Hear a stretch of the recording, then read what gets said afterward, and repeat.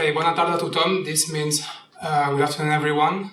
I'm not going to speak in Catalan because I'm not Catalan. I'm Spanish. I'm French. My parents were born in southern Spain, and I grew up in southern France. But I've been lucky enough to say I've lived for a couple of years in Barcelona, which is for me the best place in Europe to live in because it's pretty dynamic. There are many young people. There are people from worldwide. So if you have the chance to visit that city, I would really recommend it to you.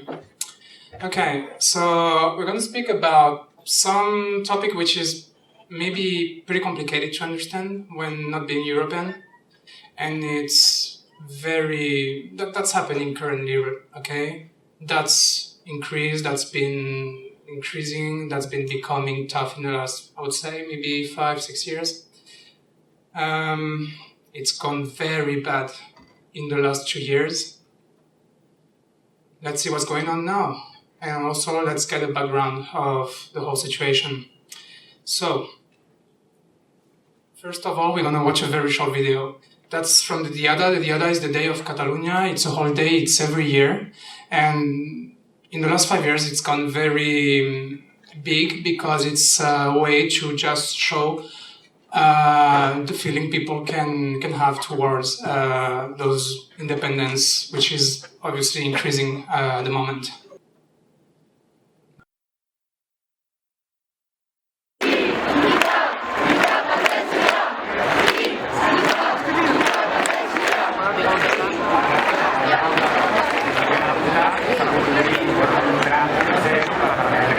Okay, so what you've just seen is Plaza Catalunya, Catalunya Square. It's the biggest square in Catalonia. Every time something, in Barcelona, but also in Catalonia, I guess, every time something big happens, protest, any type of huge event, that's where it just occurs. That's the city center of Barcelona. I used to live like a couple of minutes from there.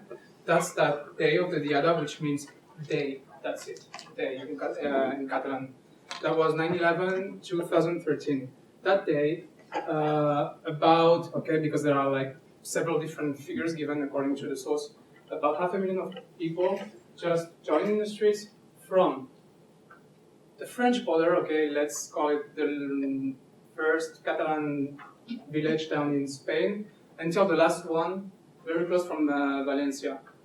I'm talking about like 400 kilometers. For you guys, it's 250 miles, more or less. And they just did that huge human chain to claim what? The independence, or at least the right to go for self-determination, which means, hey, okay, we're Spanish at the moment, but maybe we want to become something different. So let us decide that.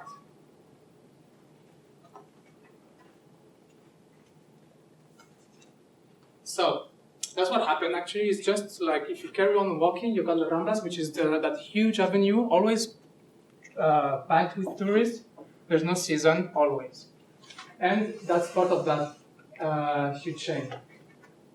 So let's talk about nationalism, because we need to understand, okay? We to have a few keywords about to understand what's going on in Catalonia, and we need to have a few notions. First one is nationalism.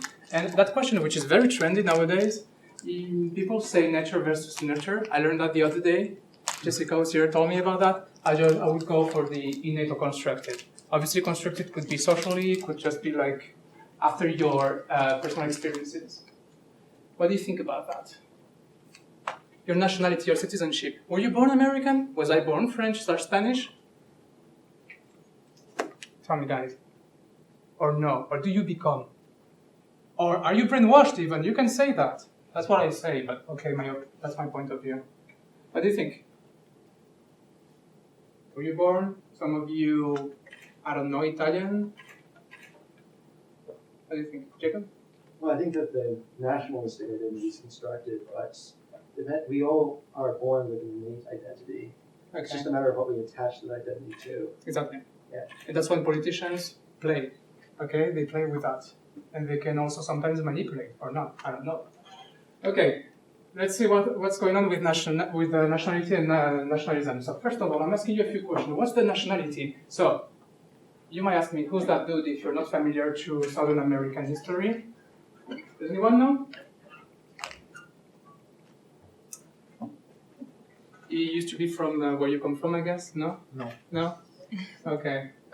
Can you tell me? Well, no, but that is a good question. Yeah. Yeah. Because maybe it could be, okay, the name of the guy is Atahualpa, considered as maybe one of the last or the last one Inca emperor before the Spanish, my ancestors came and just wiped out the whole area, killing many people and taking all the gold. What was he? Was it not gay? Because this is not the LGBT flag, this is the Tawantinsuyu flag, which also known as Inca Empire. Okay, that was a flag, I'm not kidding you guys. Was he Inca? Was he Spanish? Was he Peruvian? I don't think he was Peruvian because Peru was, I think, created in the 19th century with the Southern American independences. I think that's a good question to think about. Okay? Sorry. He can be also Ecuadorian now. It could be that too. It could be Bolivian maybe. Yeah, and that is a problem because in Peru, in current Peru, they say, no, he was Ecuadorian. That's why he lost the empire. That's so typical. Because the legitimate Inca was his brother from Cusco, Peru. He was the authentic Inca because he was Peruvian and Atahualpa was Ecuadorian. Okay. But that is a construction, as and you obviously said. Ecuador, like, it wasn't even in the mind of those people in the 16th century, which is when Spain went there and just literally destroyed the whole area. Yeah, they actually used that guy as a puppet to go into civil wars in the Inca Empire, and that was really helpful for Francisco Pizarro, the conquistador, to control the whole area. What about that man, Geronimo? An Apache boss, okay? You could go for it. He was Spanish because he was born in what you call nowadays Arizona in the United States of America. And that was Spanish at some point.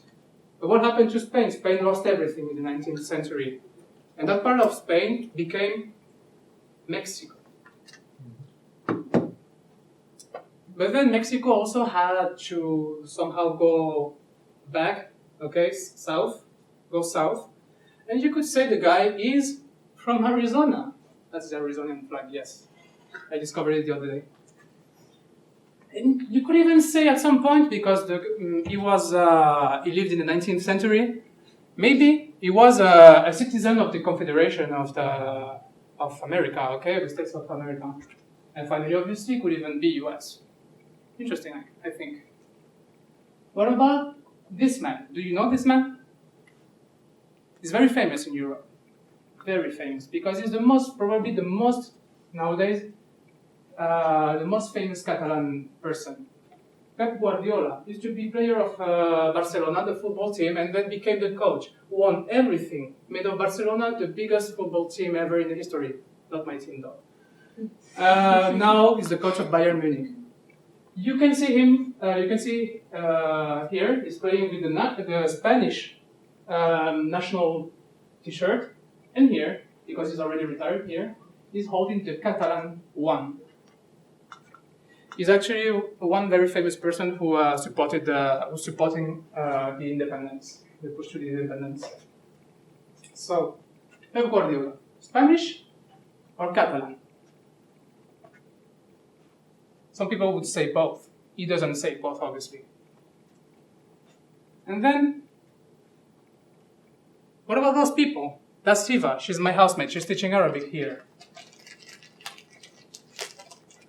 Her contract says she's Jordanian. Some people, and her as well, said she's Palestinian. And what about that person who's sitting over there at the back? Lin Yu. Sorry, I've been trying hard to say her name. She's teaching Chinese here, although she's not from China. Or you could, if you're Chinese, think, yes, that's China. I don't think it's China. Some people would say she's Chinese. I would tell you she's Taiwanese. Okay? Because that's what she thinks. That's why I'm saying so. And finally, because I've been blackmailed, I'm not an egomaniac, okay? I've been blackmailed by my housemates. They told me, if you want to use our picture, you should use yours too. And am I French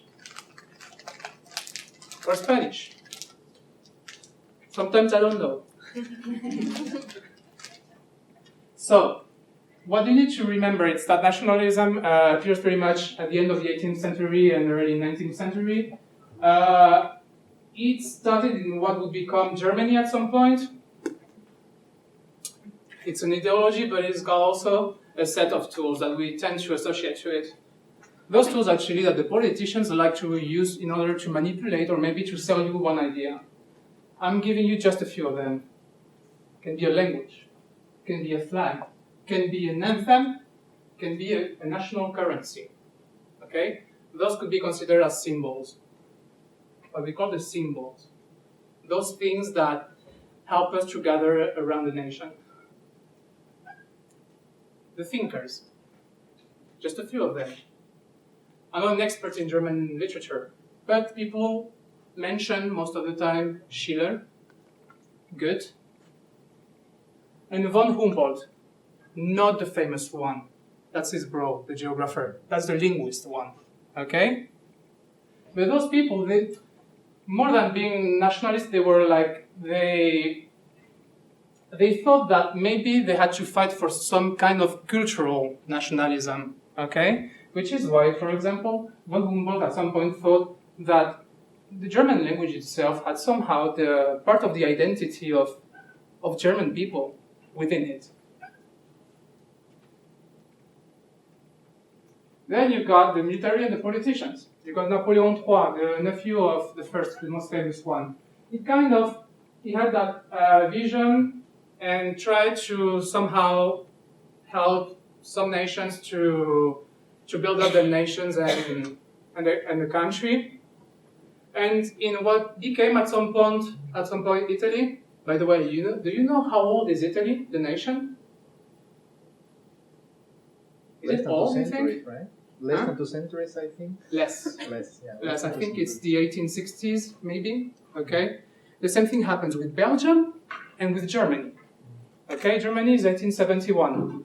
After they arrested the French Empire, the one you can see here in the battle in France. So Garibaldi took like a bunch of his fellows and he said, okay, we're gonna do like that's more complicated, obviously, but we're gonna try to make one country, and he started from the north, and this man, who was his political friend, the Count of Cavour, okay, from Turin, northern Italy, helped him, and together they succeeded in creating the Italian state, the modern Italian state. Again, that was maybe 150, even less years ago. So let's get back to the ideology. You've got a definition here, but the main point is the notion of nation state.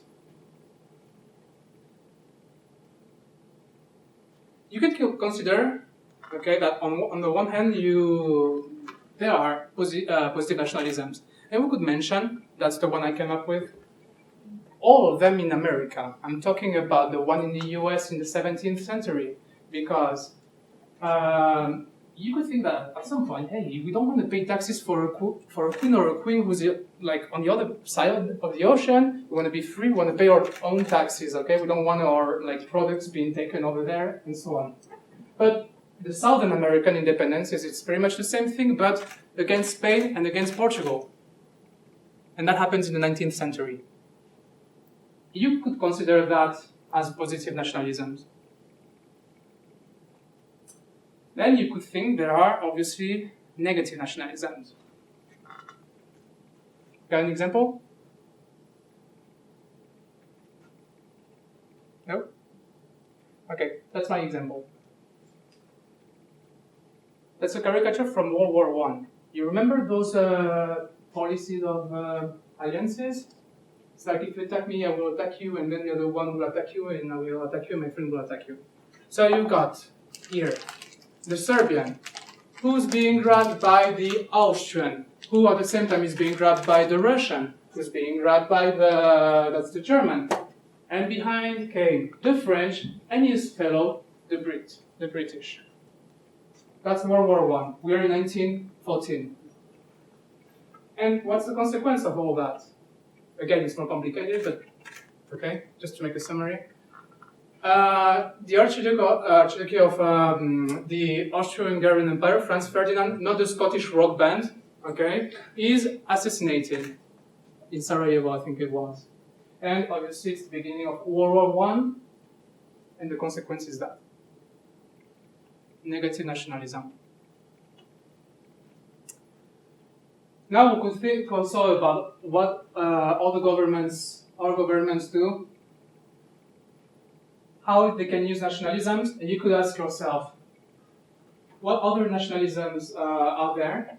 And what about another kind of nationalism? What do you think about that nationalism? That's a question. Many flags, okay? Many anthems sung. An old guy telling us to go to the army instead of to study, for example, to educate us ourselves. And like loads of money inverted in very nice advertisements. What for? For that? That's Tom Cruise in Born on the 4th of July. For that? That's what I saw in the streets of Washington, D.C. in December. That's a good question. Some people will tell you, if you like your country, you go to the army, you give your life for it. I say, if you like your country, you take a book, you go to university. Let's now talk about Catalonia. And we'll start with an interview of a friend of mine, okay, who was eager to help me for this presentation. She's going to give her point of view on the whole issue. That's in Catalan, okay? Ideology applied to Catalonia now. So the cultural nationalism starts obviously in the 19th century, as in most of the places in Europe, in a context of crisis, which is when Spain loses its last colonies in Southern America. I'm talking about Cuba and Puerto Rico. That happens at the end of the 19th century. Spain is really in danger internationally and has lost everything. And that's when the Renaixença happens. It means Renaissance in Catalan. It means that language, like your ancestors used to speak, but now maybe is old-fashioned or maybe no one speaks. We're going to try to get that back, okay? And now we're going to write books in that language. That happened in Catalonia, that happened in the Basque Country, that also happened somehow in southern France with Occitan and Provençal. The symbols. That's the official flag of Catalonia, called La Senyera. That's the independentist one. I'm going to tell you why. That star you can see here. It's a common symbol used by within Marxist national revolutions. You could think, for example, about Cuba, okay, when thinking about that symbol. Which is why independentist people in Catalonia would hang that flag in their balconies. You would see many of those in the streets. That's the story of that flag, okay? That man, like who's in the floor, was a medieval leader of what would become Catalonia. It's in the 9th century. And the king of what I'm not going to call France because he wasn't France yet, okay, it's the grandson of Charlemagne, came to him because he had been wounded, injured on the battlefield against the Moors, the Muslim soldiers, and grabbed his shield. Its shield was kind of golden. So the king takes hand, introduced his hand on the injury, and with the blood of the guy, okay, just touches like that the shield. Gold and blood. That's the mythical, okay, explanation of the Catalan flag.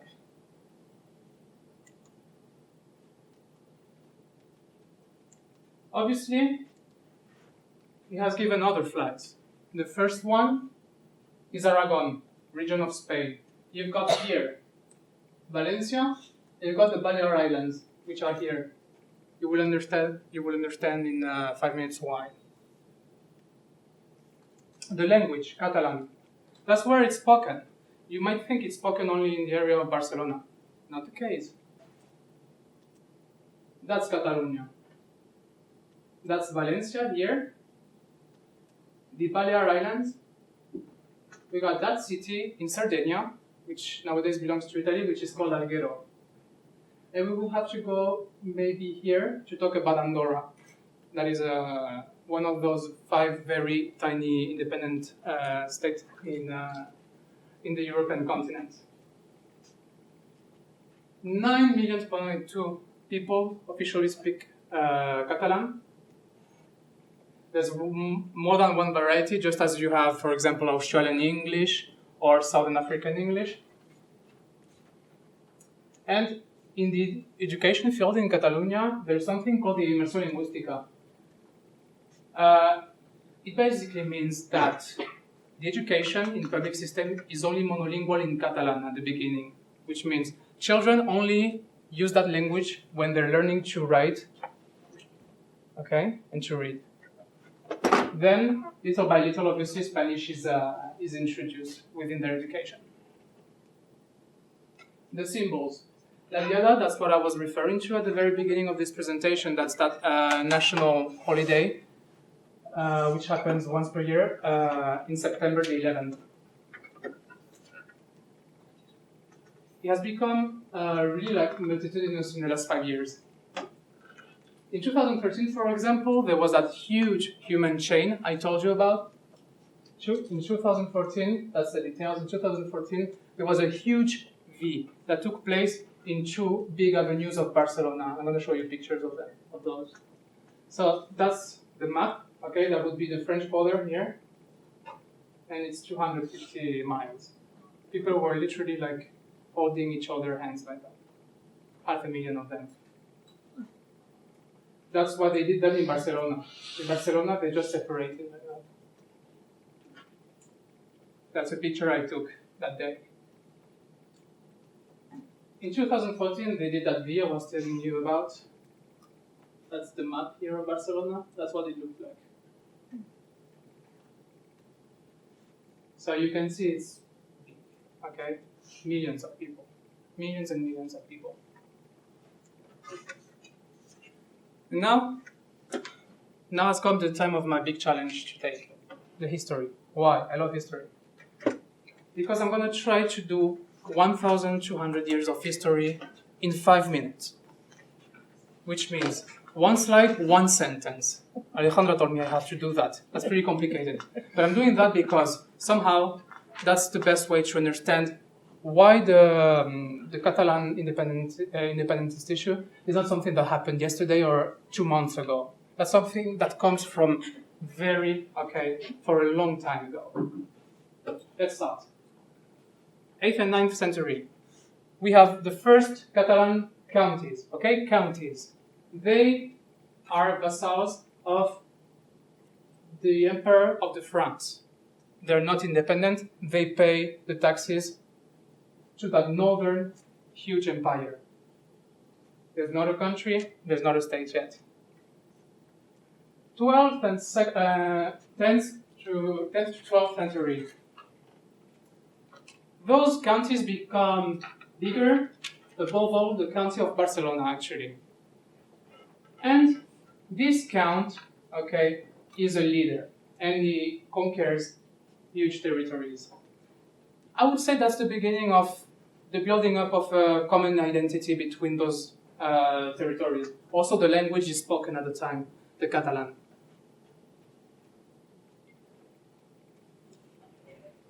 At that time, there is a beginning of independence. I'm going to tell you why. Because some of those counts are actually stronger than the King of France himself. All right? Because they have huge fields, huge domains, and they have stopped paying the taxes in France. Now we can talk about France.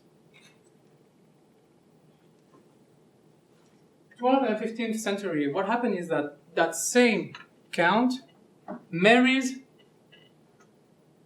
the daughter of the King of Aragon. Aragon is that part here, and all the rest at the time. That's huge. You've got southern Italy, Sardinia, Corsica, and part of what you call nowadays Greece. It's a union, okay, which means Catalonia, keeps its privileges and its regional laws. It's pretty much, you could call that a federal monarchy.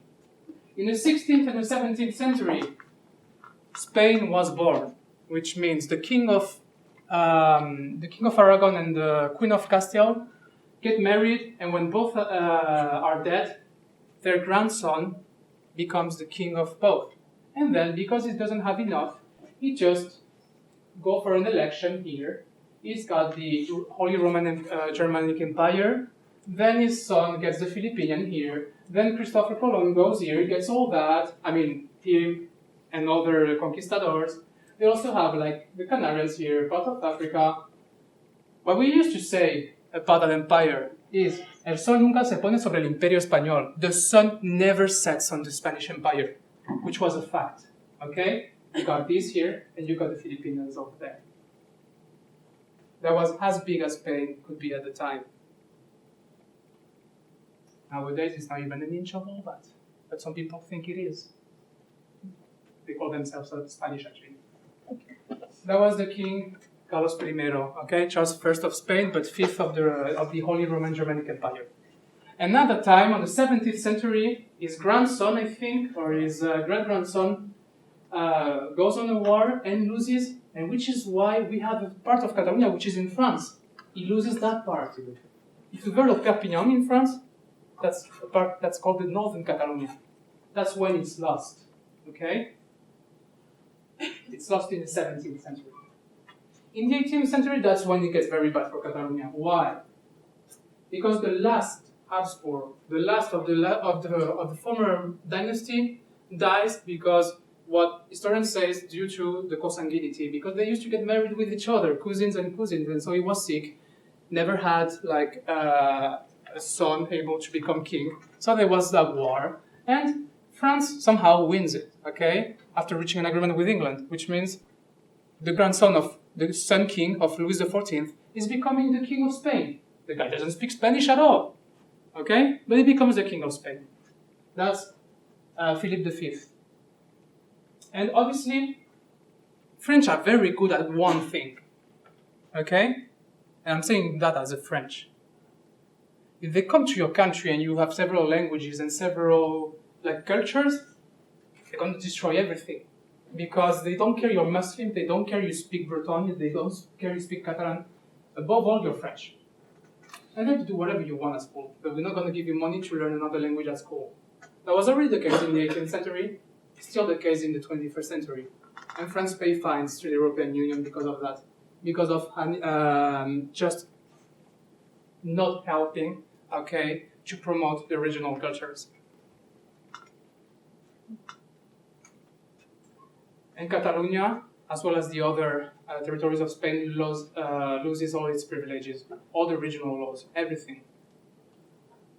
19th century, Spain is doing bad, loses everything. Napoleon invades Spain. That's his bro. Jose I, Joseph I. There is a huge instability politically. We got our first republic. We've got different kings. We got progressive kings, conservative kings. We even have an Italian king at the time. Don't ask me why. That's why. Industrial revolution, I guess, where it doesn't happen, unlike in the Netherlands or in the UK.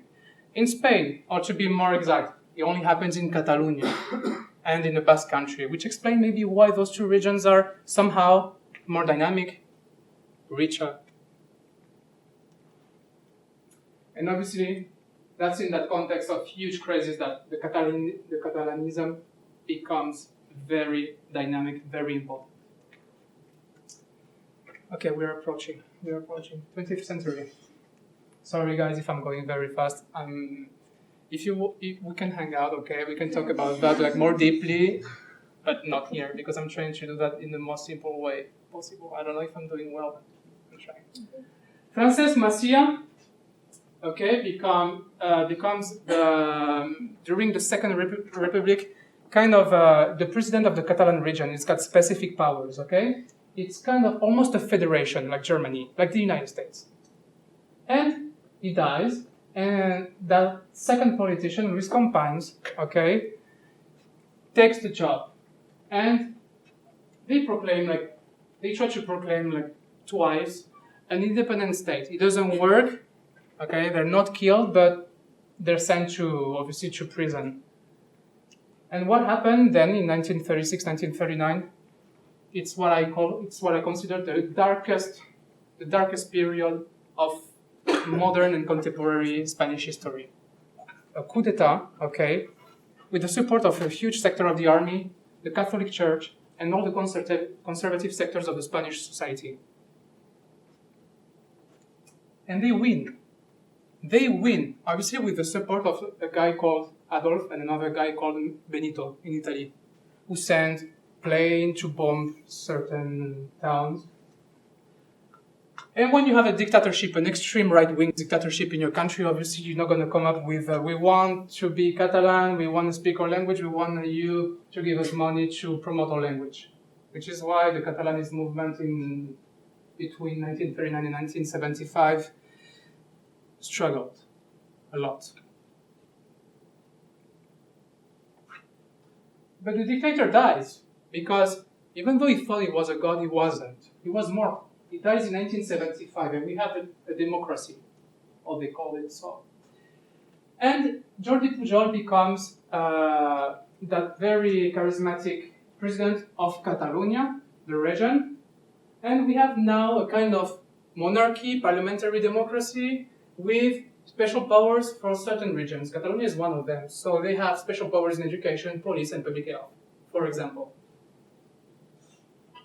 That's when Barcelona actually welcomes the Olympic Games, and that changed the city.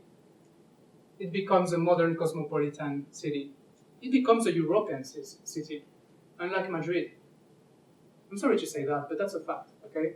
Madrid is that Spanish, somehow, still a bit, I'm not going to say in the 19th century, but compared to Barcelona, you would see it's not as dynamic, maybe. Barcelona is London, Paris, Milan. And the 2010s, that's the showdown. That's when it gets very nasty.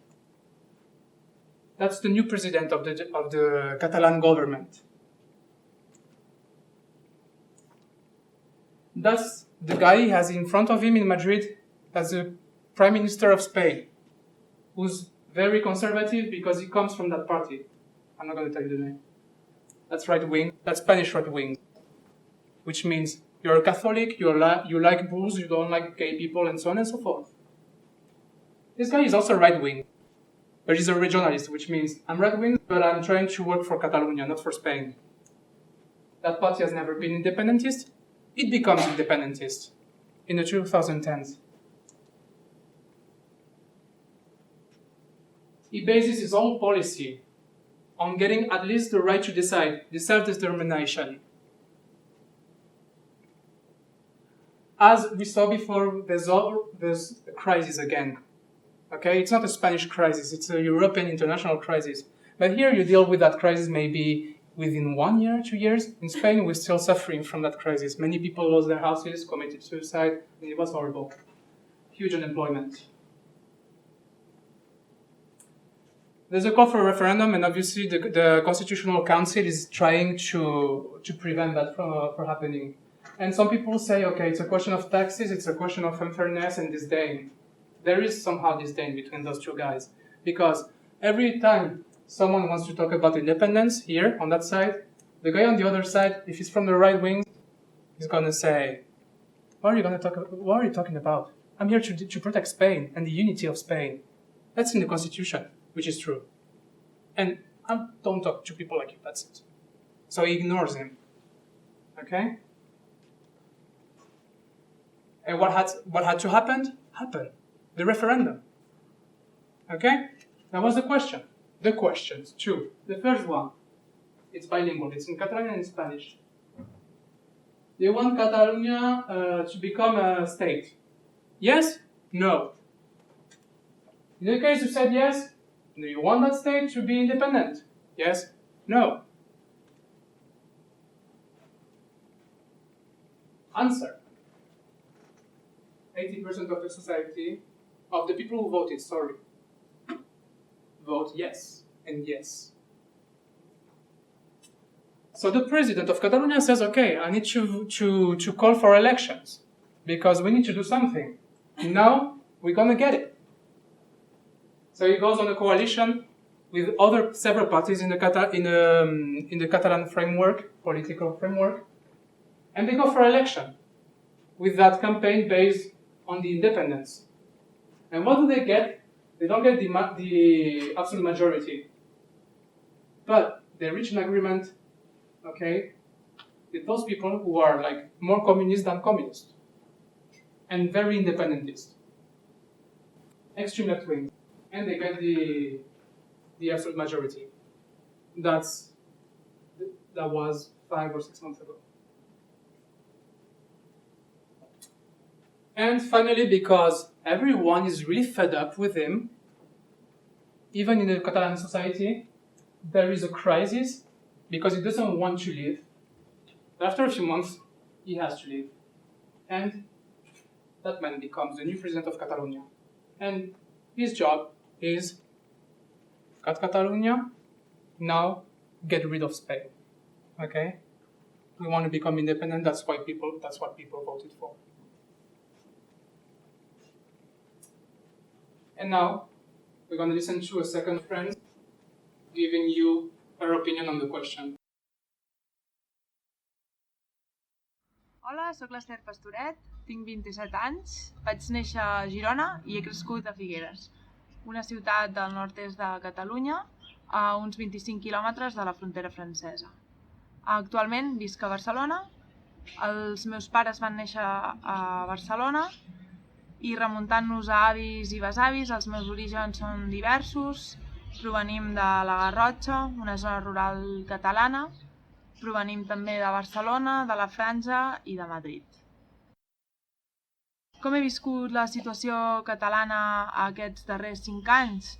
La veritat és que des de peu de carrer l'he viscuda amb molta il·lusió de veure com poden canviar les coses des de la manifestació pacífica d'un poble, un poble unit. Recordo especialment la Diada de 2013, en la que es va crear una cadena humana d'extrem a extrem de Catalunya. Vaig participar-hi en l'organització com a fotògrafa i per mi va ser una experiència única, va ser un dia històric, va ser brutal. A nivell polític, penso que l'estat espanyol cada vegada és més insensible a les nostres demandes i als nostres sentiments i que la gent cada vegada n'està més farta i això també fa que alimentar aquestes manifestacions i aquest sentiment de voler-ho canviar tot. Em sento catalana, no em sento espanyola, a mi Espanya no em representa com tampoc em sento francesa ni em sento dels Estats Units. És una qüestió de sentiments, he nascut i he crescut en aquesta terra i és la meva terra i soc catalana. No som ni millors ni pitjors, som diferents. Com haureu pogut interpretar, soc independentista, vull viure en un país independent, reconegut arreu del món, com qualsevol altre país. Vull viure en un país independent que pugui gestionar-se els propis recursos, l'educació, la sanitat i que no hagi de demanar ni permís ni disculpes a aquesta Espanya retrògrada que ens oprimeix cada vegada més. Un país més just, volem un país més just, un país sobirà. El futur del poble el decideix la seva gent i això és el que volem, decidir el nostre futur. And yes, you should visit Catalonia because you will enjoy every single day of your stay.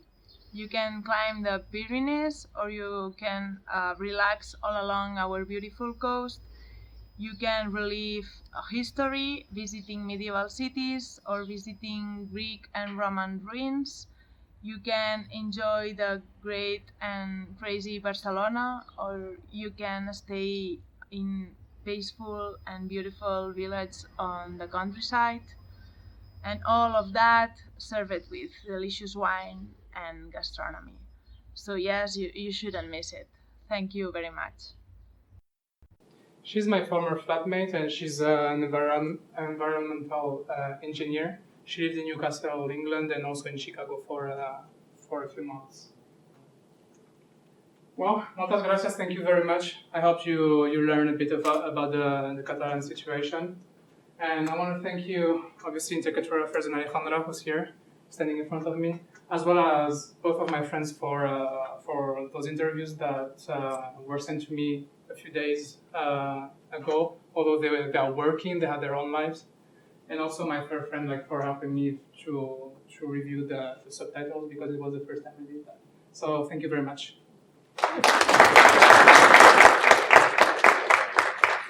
And now, if you've got questions,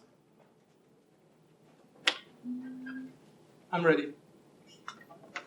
So, it's really interesting listening to how Catalonia wants to be separate from Spain, even how they want their independence and everything. But it's to me, especially since I've been learning about Cuba and the revolution, there's a big difference between fighting for something and once you get it, what will happen then? So that's my question for this topic, what will happen then when they get the independence? What about in Spain, convinces the countries that are its allies to not, to do any, business with Catalonia or, to try to shut down that new country that is developing and getting itself recognized in the world as an independent country.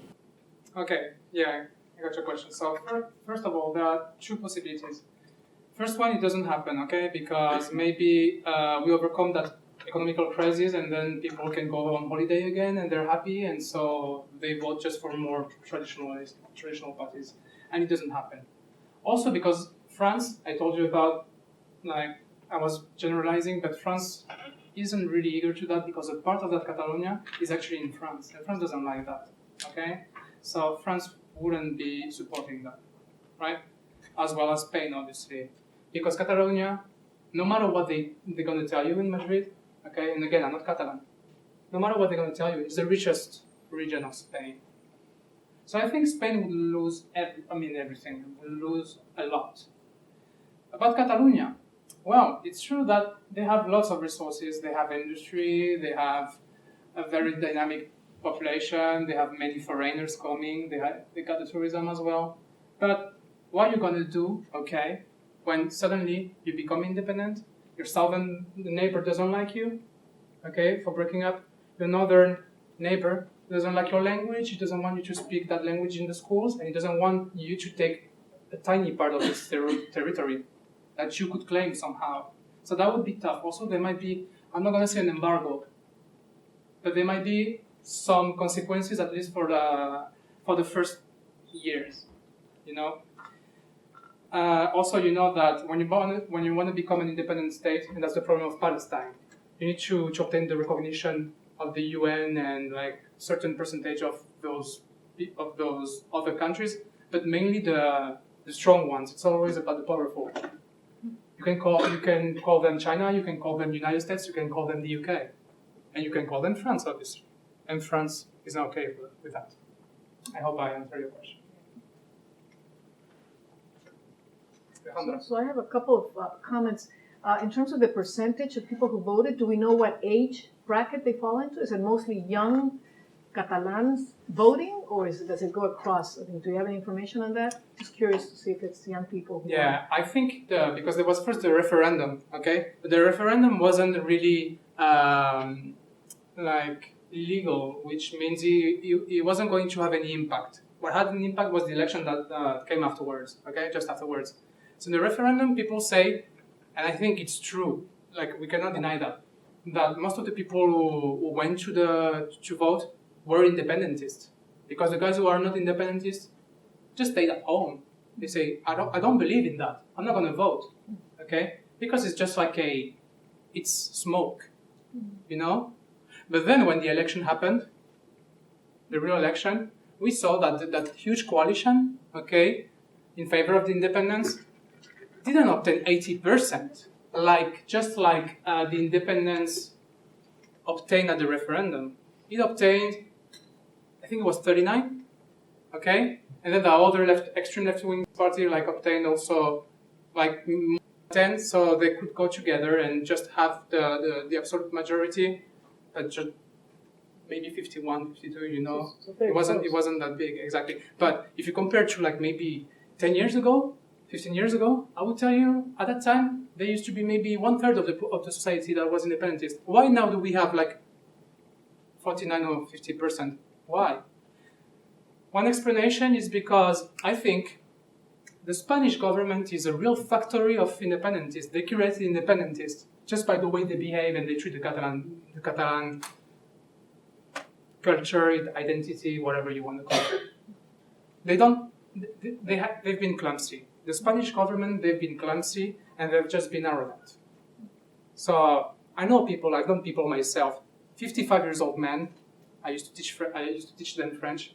They told me in the car going back from work, I've never been an independentist. Never.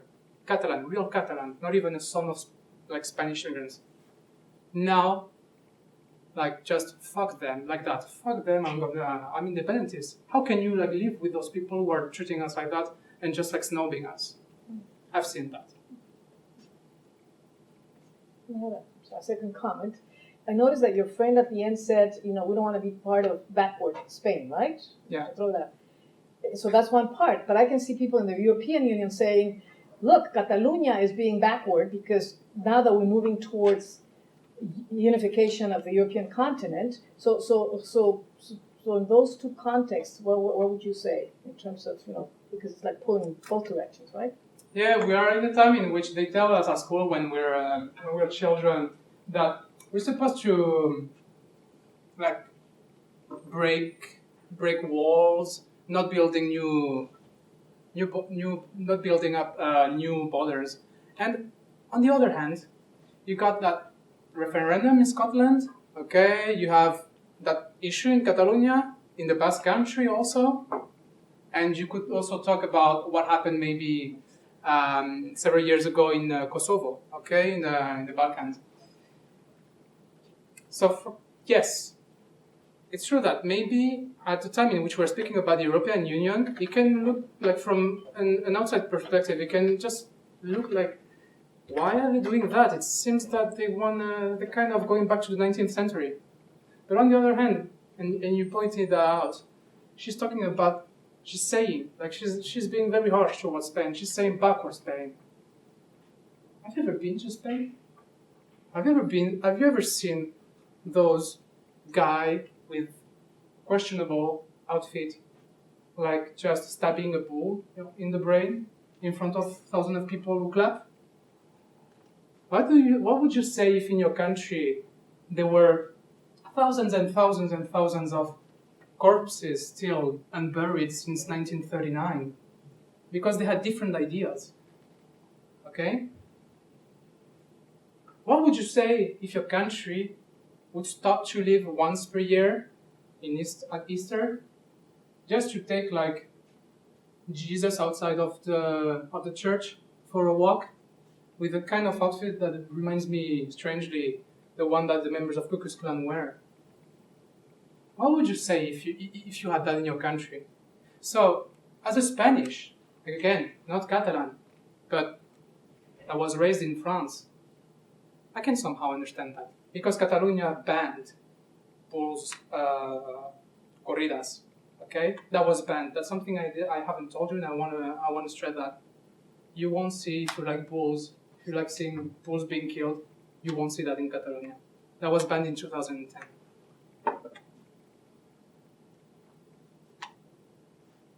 Yeah.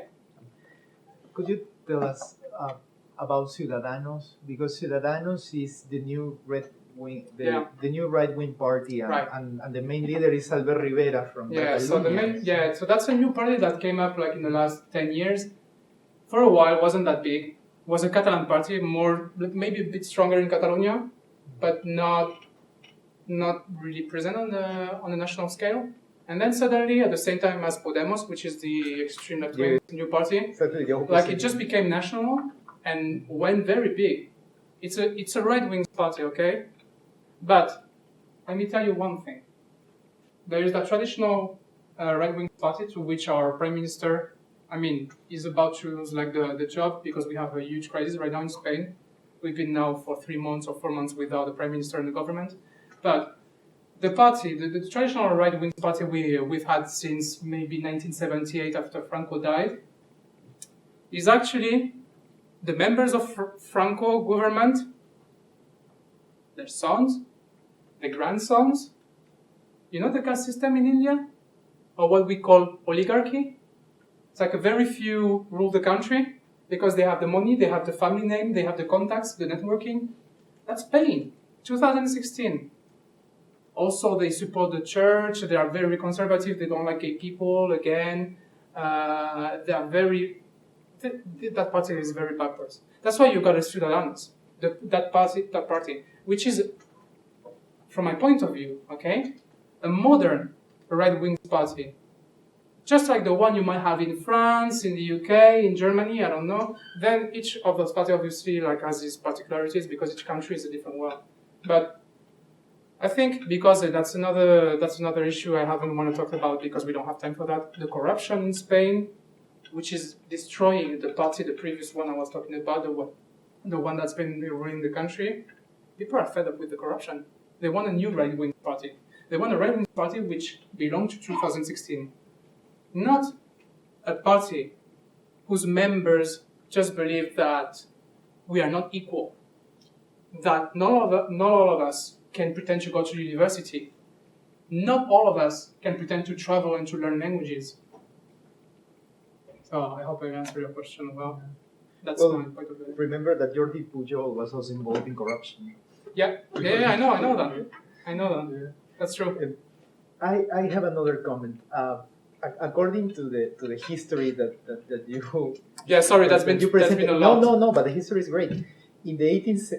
So according to that history, it seems to me that the problem started in the 18th century, with the Bourbons going to Spain, right? And you use a very nice phrase, which was central state. And just to give you an example of that new model, right? In South America, until the Bourbons, native languages were mostly respected. And some areas were bilingual, like Peru. In Peru, until the 18th century, it was legal to speak Quechua, and all the highlands were bilingual. But with the Bourbons, they said, well, let's forget the Quechua. Yeah, that's because they're French. Yeah. That's one big difference between the Habsburg dynasty. That was the powerful before in Spain, who were they were very flexible in that. They were Austrian. They were like pretty flexible on that. They didn't care. I mean, they wanted you to be Catholic.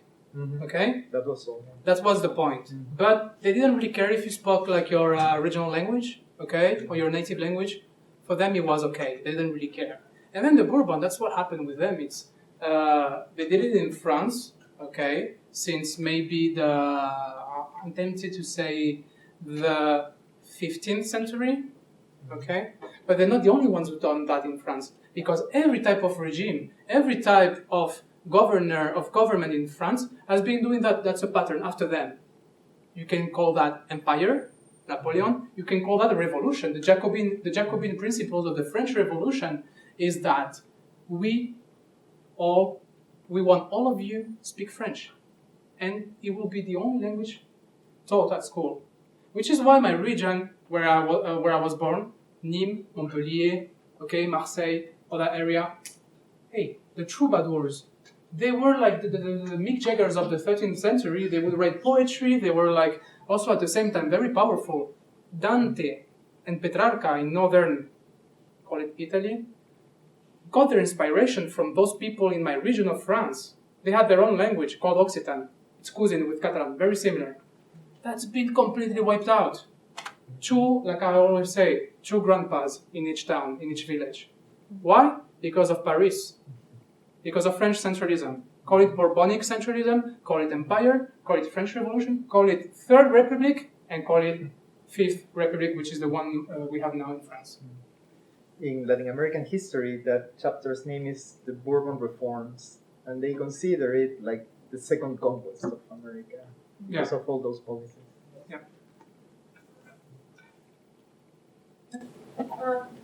You kind of spoke a little bit to it's either yes, we're separate, or no, we're together. But has there been any, I don't know, with talks with them, or in your opinion, what would be like a compromise or a negotiation of like, maybe if we can't be separate or together, this is the middle what we can do? So compromise is what they got in Germany, even. It's called federalism, okay? Which is, because she's German, that's why I'm pointing her out. She's my housemate, sorry. That's federalism, which means, okay, you don't go for independence. We're gonna give you a certain space, okay, more than the one we have now in Spain, which is just a state below.